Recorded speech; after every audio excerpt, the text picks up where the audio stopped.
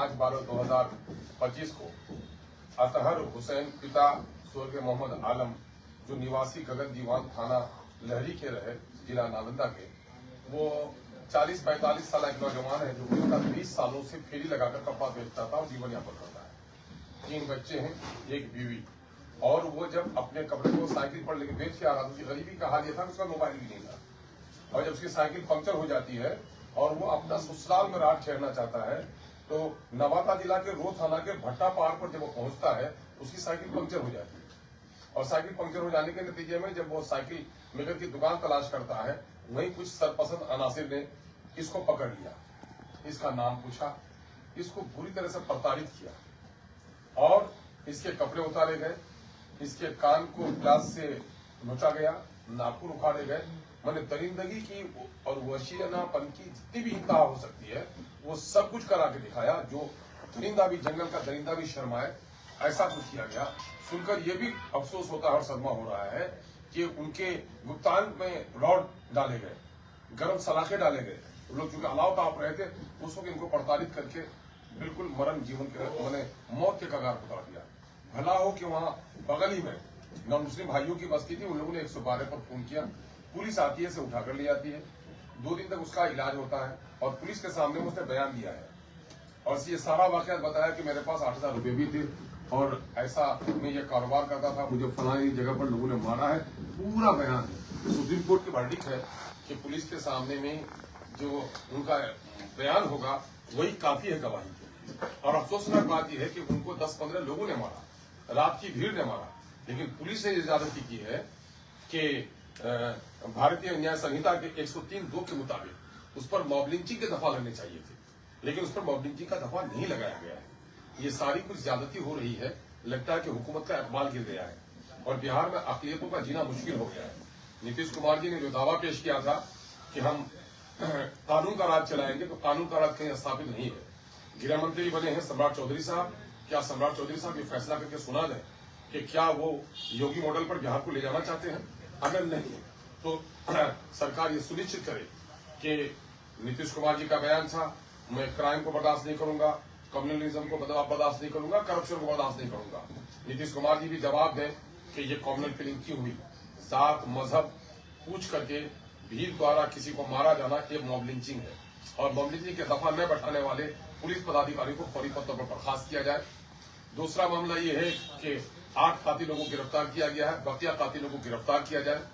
और गिरफ्तारी इलाज नहीं है कि कोर्ट के झमेलों में फंसकर आदमी अपना गम भुला दे, बल्कि सरकार की जिम्मेदारी है कि आइंदा इस तरह के वाकयात न हो तो फौरन स्पीडी ट्रायल चलाकर महीना, 1.5 महीना, 2 महीने के अंदर में ऐसे तमाम लोगों को फांसी की सजा दे और मॉब लिंचिंग का जो दफा कह रहा है उसके मुताबिक करार वाकई सजा मिले। इंसानियत का तकाजा है, हुकूमत की जिम्मेदारी है तो पीड़ित परिवार की धारस बंधाने के लिए, उनकी कफालत के लिए 1 करोड़ का मुआवजा दे।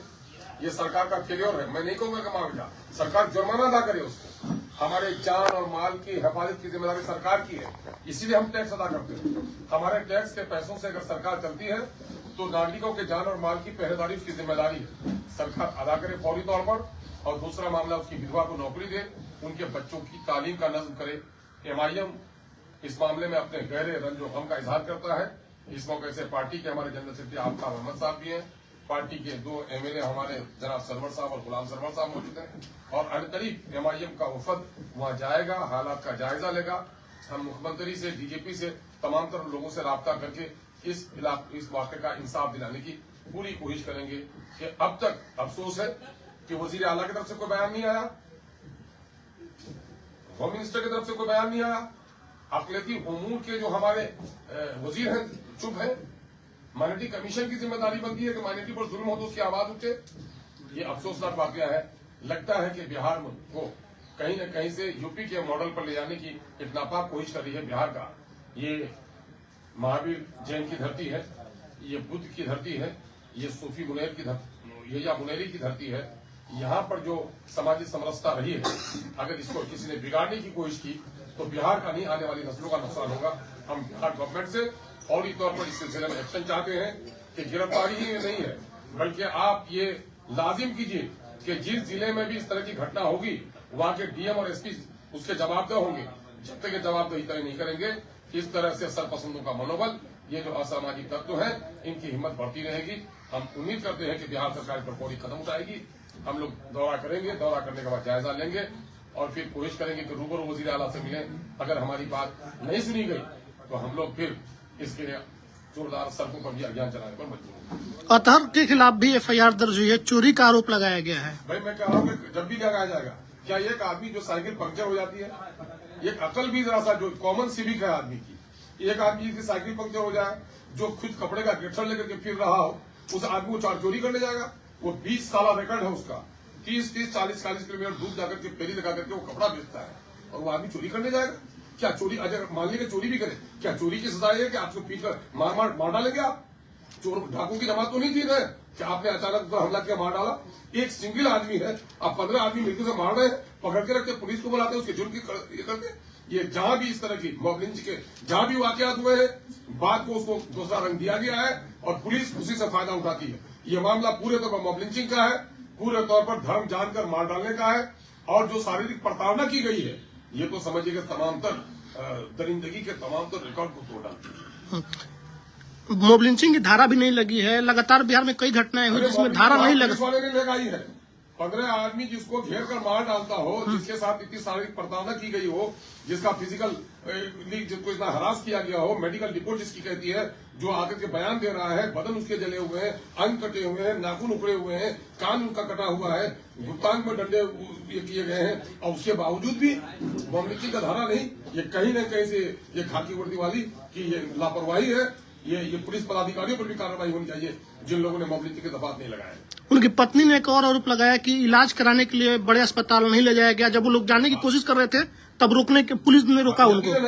मुमकिन है कि ये भी रहा होगा, इसे नहीं कह सकता। तो वो तो पटना लाने के क्रम लाश में लाया जाना था उनको, तो फौरी तौर पर ये केसेज वहाँ ठीक होने के लिए फौरन लाया जाना चाहिए था। कोई किस तरह की जांच की आप लोग मांग कर रहे हैं? हम लोग न्यायिक जांच की मांग करके इस मामले को डील नहीं करना चाहते हैं। हम लोग चाहते हैं कि स्पीडी ट्रायल हो, जिसमें सारी चीज फौरी तौर पर हो जाएगा और फौरी तौर पर इंसाफ मिले। जब तक कातिलों को, हत्यारों को फौरी तौर पर सजा नहीं मिलेगी, 10, 20, 50 साल गुजरने के बाद कोई कातिल मर जाएगा, है ना, उससे क्या फायदा? इंसाफ का डिले होना, इंसाफ से इनकार करना है।